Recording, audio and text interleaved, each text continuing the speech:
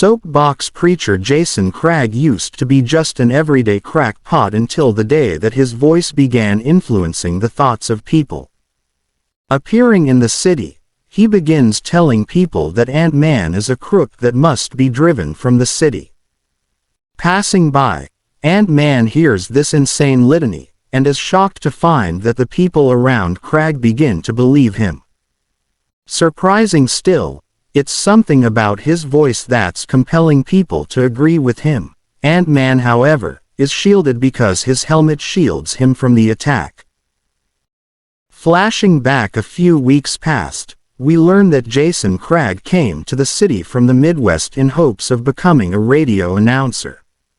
While giving a pitiful audition, a nearby experimental atomic laboratory has a 1,000,000-1 accident that causes an ionized atom to escape into the electrical system and pass through the microphone that Cragg is speaking into. Cragg finds himself strangely affected, and his ability of voice suggestion becomes apparent when his voice being broadcast over the airwaves causes sales to jump 300% at the radio station. Realizing his voice could mean he would never have to work another day in his life, Cragg quits his job at the radio station and soon begins exploiting his powers for his own personal gain. Sometime later, Cragg witnesses Ant-Man busting up some criminals, and soon becomes jealous of the crime fighters' respect and adulation from the masses. This gives Cragg his inspiration to vilify Ant-Man in hopes that he can rule the city.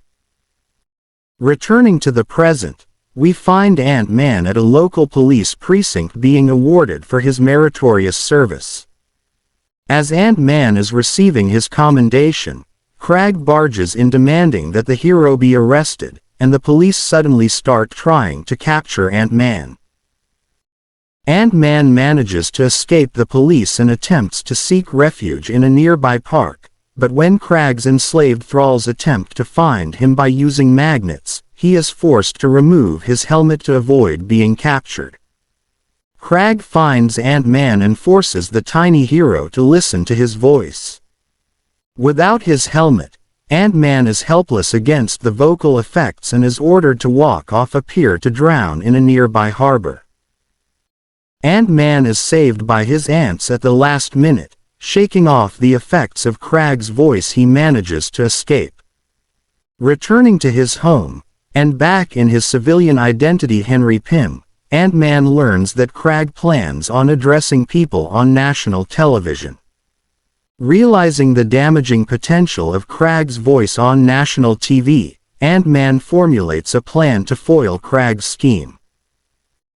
Arriving at the TV studio, Ant-Man interrupts Cragg's television address, and tells the villain that his ants are pointing a loaded gun at him.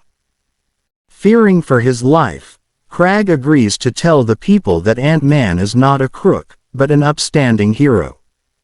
Ant-Man then tells Cragg that the gun wasn't really loaded and it was all a trick. Trying to sway the viewing audience to his will again, Cragg attempts to re-convince the people that Ant-Man is a crook, but finds that his powers no longer work. Ant-Man reveals that he covered the microphone with laryngitis microbes and that they have taken effect and affected his voice, rendering its suggestive properties useless.